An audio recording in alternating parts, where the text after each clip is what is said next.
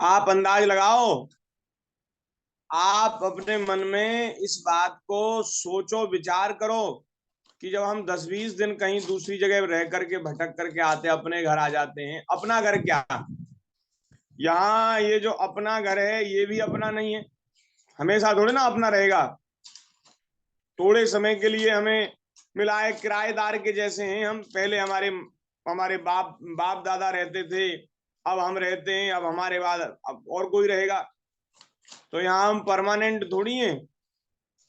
लेकिन फिर भी जहां हमारा जन्म हुआ उस जगह से हमारा अपनापन हो गया, लगाव हो गया, तो उस अपनी जगह पर, अपने स्थान पर आकर के सुख मिलता है, सारा श्रम दूर हो जाता है।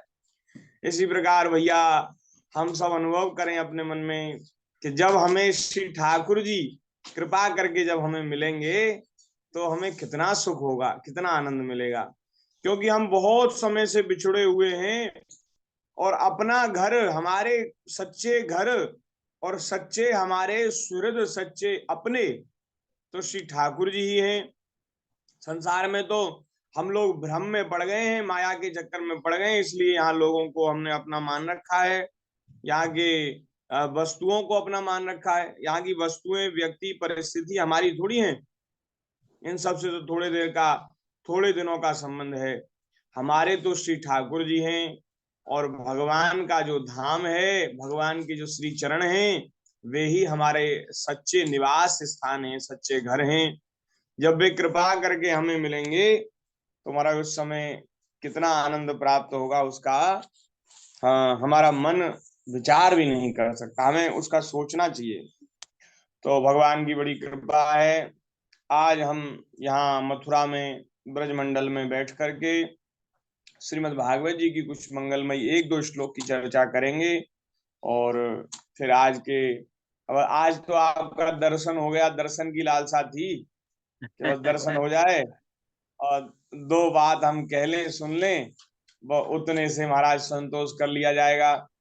और फिर कल से हम ऐसा प्रयास करेंगे कि हमें पूरा पूरा लाभ, पूरा पूरा आनंद हमें जी, पूरा आनंद हमें सत्संग का प्राप्त हो। तो महाराज ब्रजमंडल में बैठ करके आप सभी हरि भक्तों को हम प्रणाम करते हैं। सादर जय श्री राधे, जय सिया राम। श्रीमद् भागवत जी की द्वितीय प्रथम स्कंद के दूसरे अध्याय की चर्चा चल रही है। उस चर्चा को प्रारंभ करें उससे पहले 1 मिनट भगवान के नाम का कुछ संकीर्तन कर लें, जिससे हमारा प्रवाह थोड़ा सा बन जाए, भाव बन जाए कुछ कहने का। तब हम कुछ निवेदन करेंगे। श्री कृष्ण गोविंद हरे मुरारे, हे नाथ नारायण वासुदेवा। श्री कृष्ण गोविंद हरे मुरारे, हे नाथ नारायण वासुदेवा। हे नाथ नारायण वासुदेवा, हे नाथ नारायण वासुदेवा, हे नाथ नारायण वासुदेव, हे नाथ नारायण वासुदेव। श्री कृष्ण गोविंद हरे मुरारे, हे नाथ नारायण वासुदेवा। श्री कृष्ण गोविंद हरे मुरारे, हे नाथ नारायण वासुदेव। श्री वृंदावन बिहारी लाल की जय। श्रीमद् भागवत महापुराण की जय। सदगुरुदेव भगवान की जय। सब संत हरि भक्तन की जय। जय जय श्री राधे श्याम। नारायण नारायण नारायण।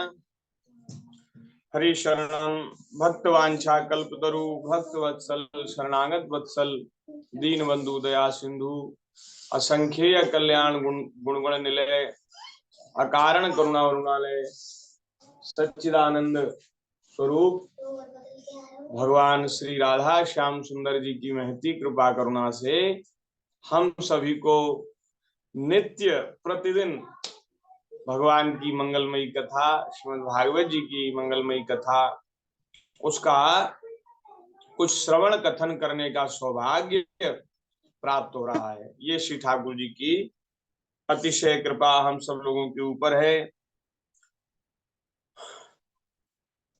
कल भी थोड़ी सी चर्चा हो पाई, कुछ ज्यादा चर्चा नहीं हो पाई, और दूसरे अध्याय में ही हम अभी उसकी ही व्याख्या कर रहे हैं। तो उसमें एक श्लोक है कि जो भोग विलास जो है उसका फल इंद्रियों को तृप्त करना नहीं है, उसका प्रयोजन है जीवन निर्वाह। और जीवन किस लिए है? विषय भोग तो जीवन निर्वाह के लिए हैं, और जीवन किस लिए है? बोले जीवन है तत्व जिज्ञासा के लिए। तत्व जिज्ञासा, तत्व जिज्ञासा माने परमात्मा को जानने की इच्छा, श्री ठाकुर जी को मिलने की इच्छा, भगवान के दर्शन की इच्छा, इसको कहते तत्व जिज्ञासा। अब जैसे हम सब लोग, हमारा भारतवर्ष में जन्म हुआ, पवित्र माता पिता मिले, और सनातन संस्कृति, सनातन वैदिक धर्म में हम सबको स्थान मिला। तो अब हम लोगों का कर्तव्य है कि हम ऐसा विचार करें कि ये जो जीव है ये कहाँ से जन्म लेकर के आता है, और फिर इस किस कर्तव्य को, किस उद्देश्य को लेकर के संसार में आता है, और फिर महाराज जब ये शरीर पूर्ण हो जाता है, पूरा हो जाता है, तो फिर शरीर के बाद मृत्यु के पश्चात में कहाँ जाता है।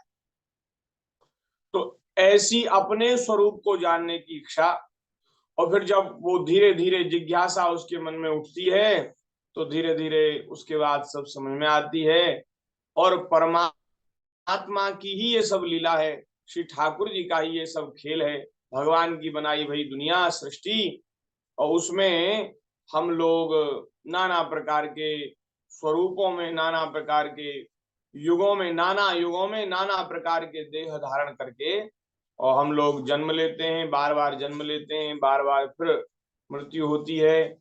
तो अब हम लोगों का क्या कर्तव्य है, क्या करना चाहिए, इस उद्देश्य के बारे में विचार करना, और फिर परमात्मा को जानने की इच्छा करना कि भगवान कैसे हैं, क्यों ये सृष्टि को निर्माण करते हैं, और उनकी प्राप्ति में क्या लाभ है, और यदि उनकी ओर हम ना बढ़े तो क्या हानि है। ये सब बात तत्व जिज्ञासा इसको कहते हैं। अब ये सब बातें हमारी समझ में और हमारे विचार में तभी आती हैं जब हमें भगवान की कृपा से सत्संग प्राप्त हो। नहीं तो महाराज बिना सत्संग के तो लोग खाने कमाने में ही लगे रह जाते हैं। उनका सारा जीवन संसार की ये जो सुख सुविधाओं का संग्रह और उनका भोग इसी तक सीमित रह जाता है। लेकिन श्री सूत जी महाराज शौनक आदि ऋषियों से कह रहे हैं कि भैया ये जो जीवन है इसका फल विषय भोग नहीं है, इसका फल है तत्व जिज्ञासा। संसार के सुख ही नहीं, बोले स्वर्ग आदि लोकों को प्राप्त करने के लिए भी ये मनुष्य देह नहीं है। मनुष्य देह तो ज्ञान की प्राप्ति करके, भक्ति की प्राप्ति करके, और भगवान के श्री चरणों को प्राप्त हम कर लें, श्री ठाकुर जी की प्राप्ति कर लें, इसलिए ये मनुष्य शरीर है। मनुष्य शरीर भगवान को प्राप्त करने के लिए। तो ये सूत जी महाराज कह रहे हैं, श्रद्धालु मुनिजन संतजन भागवत श्रवण से प्राप्त ज्ञान वैराग्य युक्त भक्ति से अपने हृदय में उस परम तत्व परमात्मा का अनुभव करते हैं। तो बोले अब जब ये बात अब सिद्ध हो गई, ये बात हमने कह दी कि ये जीवन तत्व जिज्ञासा के लिए है, ये शरीर भगवान को जानने के लिए है। तो बोले भगवान को जानने का क्या उपाय है? तो बोले भगवान को जानने का उपाय है भगवान की कथा सुनना, सत्संग करना। आप बताओ, आपके मन में कोई ऐसी बात आती है कि भगवान को किसी दूसरे उपाय से जाना जा सकता है? जब तक आप उनके बारे में नहीं सुनोगे, उनकी चर्चा नहीं सुनोगे, उनके गुणों को नहीं सुनोगे, सत्संग नहीं करोगे, तो कैसे जानोगे? कोई दूसरा उपाय है ही नहीं, कोई दूसरा उपाय समझ में ही नहीं आता। भगवान को जानने का एक ही उपाय है कि भगवान की कथा सुनना, भगवान के बारे में श्रवण करना, भगवान की चर्चा सुनना। तो भागवत के श्रवण से जीव के अंतःकरण में ज्ञान वैराग्य का प्रादुर्भाव होता है, और ज्ञान वैराग्य से युक्त भक्ति जब उसके अंतःकरण में प्रकट होती है तो उसे अपने हृदय में ही परमात्मा का अनुभव होने लग जाता है। हमने और आपने ऐसा सुना है कि परमात्मा सब जगह हैं, बाहर तो है ही, हमारे भीतर भी हैं। ठाकुर जी अंतर्यामी रूप से हमारे हृदय में ही विराजमान है। सबसे पहले भगवान का अनुभव हृदय में होता है, ठाकुर जी का अनुभव हृदय में होगा, और फिर धीरे धीरे वे हृदय से बाहर आकर के सब जगह उनका दर्शन होने लग जाएगा। फिर तो ये देखो श्याम, ये देखो श्याम, यही तो है मेरे जीवन प्राण। हमारे महाराज जी बड़े भाव में भर के गाते हैं कि महाराज जब अंतःकरण में परमात्मा का, हृदय में परमात्मा का अनुभव होता है तो बाहर भी सब जगह श्री कृष्ण ही श्री कृष्ण दिखाई देते हैं। एक बात याद आई, श्री श्री हनुमान प्रसाद पोद्दार जी महाराज से किसी ने पूछा, बाबूजी से किसी ने पूछा कि बाबूजी श्री कृष्ण की प्राप्ति कैसे होगी? बाबूजी ने एक शब्द कहा, श्री कृष्ण की प्राप्ति श्री कृष्ण बनकर होगी, श्री कृष्ण बनकर श्री कृष्ण की प्राप्ति होगी। तो बोले महाराज हमारी तो समझ में नहीं आया। तो बोले मन में, बुद्धि में, अंतःकरण में, हृदय में, चित्त में जब सब जगह श्री कृष्ण ही श्री कृष्ण बस जाएंगे तो फिर बाहर श्री कृष्ण की प्राप्ति हो जाएगी।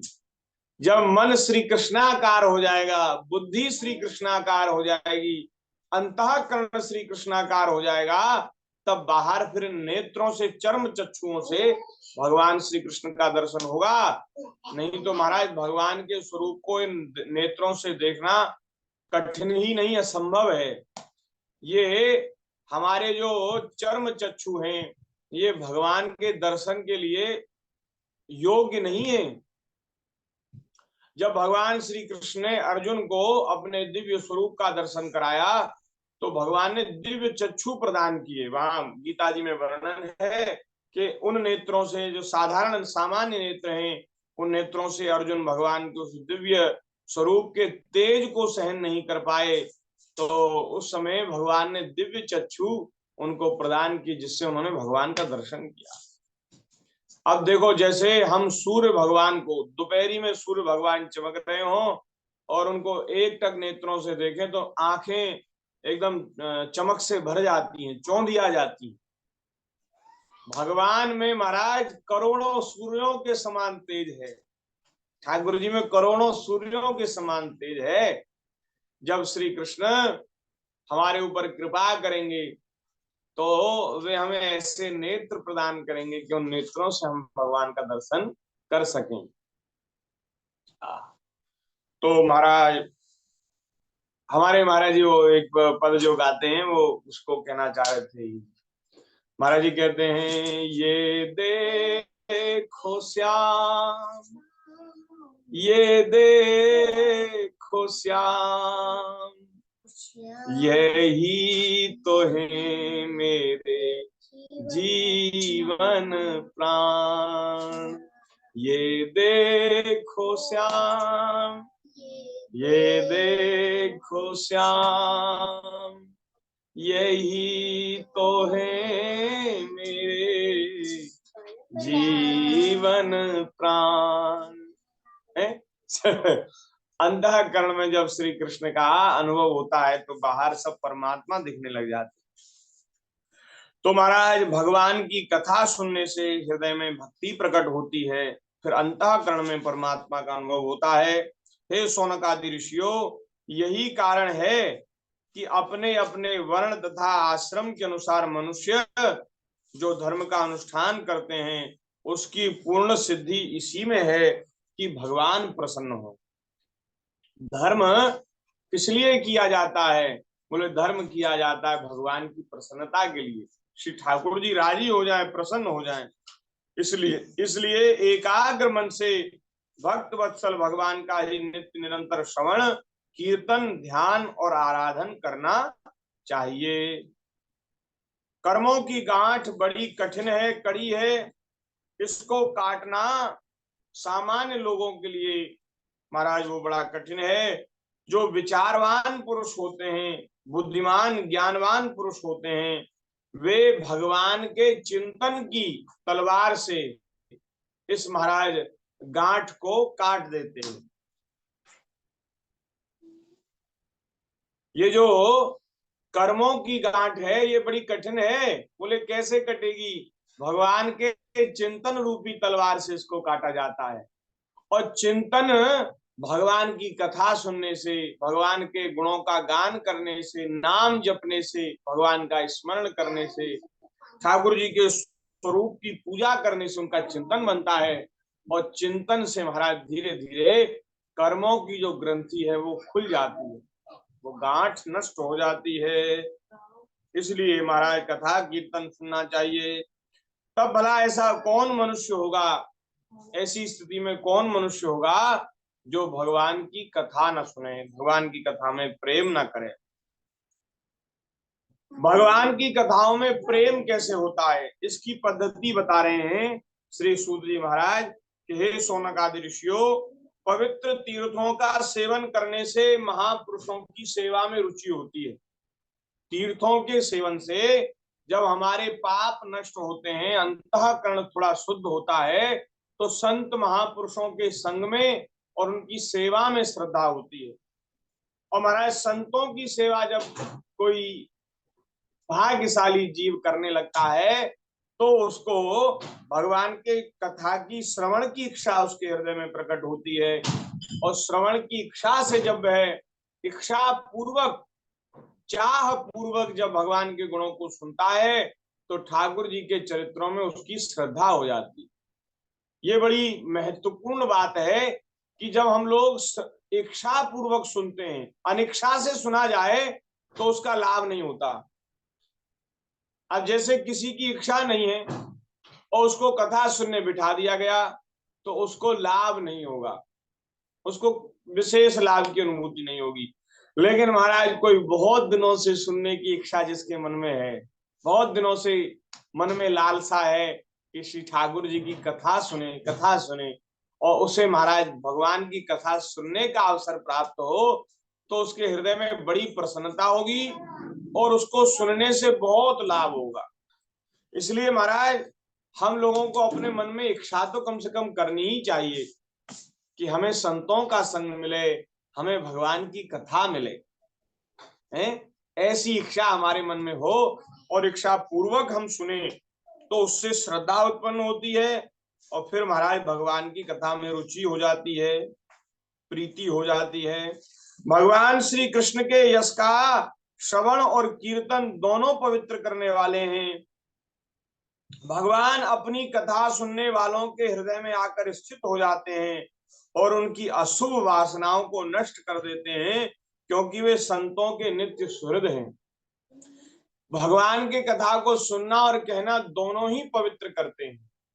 जब भगवान की चर्चा की जाती है तो ठाकुर जी अंतःकरण में विराजमान हो। हमने महात्म में एक श्लोक में हमने ये निवेदन किया था कि भगवान उस जीव के हृदय में विराजमान हो जाते हैं जिस क्षण उसके अंतःकरण में श्रवण की इच्छा होती है, उसी क्षण भगवान उसके अंतःकरण में विराजमान हो जाते। ठाकुर जी भीतर आ जाते हैं और जब भगवान हृदय में आते हैं तो फिर महाराज हृदय की जो अशुभ वासनाएं हैं, मलिन वासनाएं हैं, वासनाएं किसे कहते हैं? वासनाएं कामनाओं से कहते हैं। कामना और वासना एक ही शब्द है, पर्यायवाची है। लेकिन वासनाओं में और कामनाओं में ये अंतर है कि कामना कोई अच्छी भी हो सकती है, जैसे सत्संग की कामना और वृंदावन दर्शन की कामना, राधा वल्लभ लाल जी के दर्शन की कामना, ये तो कामना ऐसी भी अच्छी भी हो सकती है। लेकिन जहां वासना शब्द आता है वहां वासना तो माने बुरी ही इच्छाओं को ही वासना कहते हैं। जो बुरी इच्छाएं हैं उनको वासना कहते हैं। तो जो अशुभ वासनाएं हैं, अशुभ वासनाएं क्या है कि संसार के जितने भी पदार्थ हैं जो केवल मात्र शरीर को ही सुख प्रदान करने वाले हैं, शरीर तक ही उनकी सुख पहुंचाने की सीमा है, उन सभी को मलिन वासनाएं के। और लोगों के अंतःकरण में न जाने कैसी कैसी वासनाएं होती भगवान जाने। हमारा ऐसी ऐसी इच्छाएं भी लोगों के अंतःकरण में होती हैं जिससे महान अमंगल हो, अहित हो, ऐसी भी इच्छाएं लोग करते हैं जी। 1 मिनट बाद सभी लोग आ जाइए दोबारा। हाँ, तो अंतःकरण में ऐसी इच्छाएं, ऐसी वासनाएं लोगों के भी होती हैं। तो महाराज ये जो बुरी वासनाएं हैं, आहा, भगवान की कथा सुनने से नष्ट होती है। वाह, क्या बढ़िया बात है। हम लोगों के अंतःकरण जो हैं, सब लोगों के, अब ये बात महाराज कहने की नहीं, अब हम लोग अपने अपने हृदय को टटोल के देखें। हम लोगों के हृदय में संसार की इच्छाएं बनी ही रहती हैं, लेकिन जिनको संतों की कृपा से, सदगुरु की कृपा से भगवान की कथा में प्रेम हो गया है महाराज, ये हम अपना अनुभव बता रहे हैं, उनका अंतःकरण धीरे धीरे खाली होने लगता है। वासनाओं से, कामनाओं से, इच्छाओं से धीरे धीरे खाली होने लगता है। ये बड़ी भगवान